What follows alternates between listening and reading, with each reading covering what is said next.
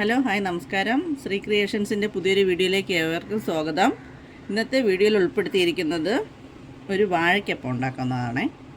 വാഴയ്ക്കപ്പം ഉണ്ടാക്കാൻ വേണ്ടിയിട്ട് ഞാൻ 3 പഴമാണ് എടുത്തിട്ടുള്ളത്.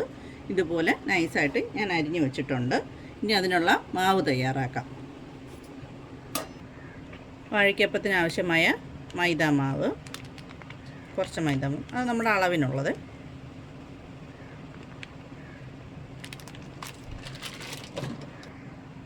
അതിലോട്ട് കളറിന് ആവശ്യമായ മഞ്ഞൾപ്പൊടി, പിന്നെ ഉപ്പ്. ഇപ്പോൾ നമ്മുടെ ആവശ്യത്തിന്. ഇനി ഇത് എല്ലാം കൂടി ഒന്ന് മിക്സ് ചെയ്യണം. ഇതെല്ലാം കൂടെ മാവും ഉപ്പും മഞ്ഞൾപ്പൊടിയും എല്ലാം കൂടെ മിക്സ് ചെയ്തെടുത്തിട്ട് ഇനി ഇതൊന്ന് വെള്ളം ഒഴിച്ച് കുഴയ്ക്കണം. പച്ചവെള്ളമാണ് എടുത്തേക്കണേ.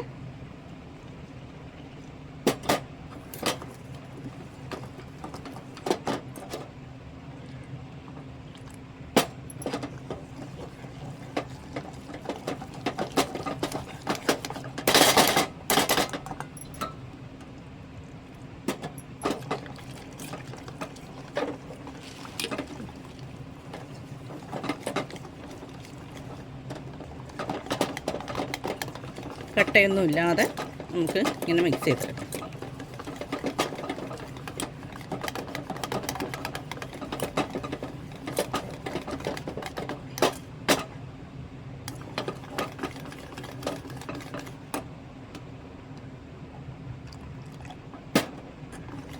വെള്ളം ഇത്രയും തന്നെ മതിയാവും.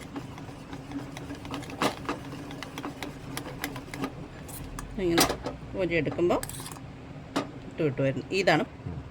അടുത്ത് വാഴയ്ക്കപ്പം ഉണ്ടാക്കാനുള്ള ഒരു ചീനച്ചട്ടി അടുപ്പത്ത് വെച്ചിട്ട് അതിനകത്തോട്ട് നമുക്ക് വറുത്തെടുക്കാൻ ആവശ്യമായ എണ്ണ ഒഴിക്കാം.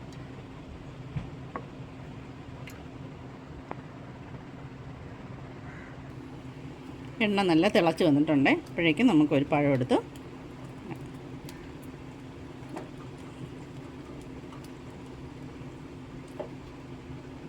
എടുക്കാം.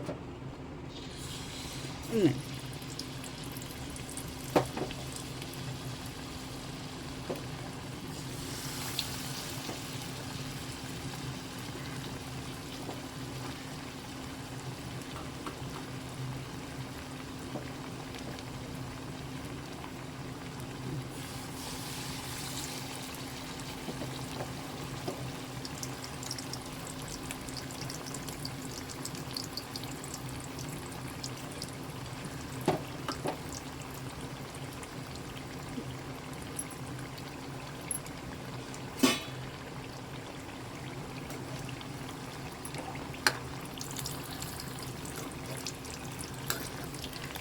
ഒരു സൈഡ് വെന്ത് വന്നിട്ടുണ്ട്. അപ്പം നമുക്ക് മറിച്ചിട്ട് കൊടുക്കാം.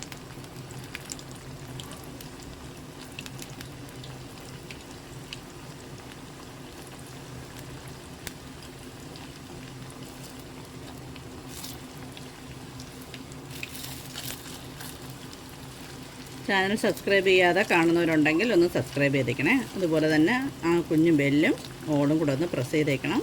എങ്കിലേ നമ്മുടെ നോട്ടിഫിക്കേഷൻസൊക്കെ നിങ്ങൾക്ക് കിട്ടത്തുള്ളൂ. പിന്നെ ലൈക്കും കമൻറ്റും ഷെയറും ഒക്കെ ചെയ്യാൻ മറക്കരുതേ.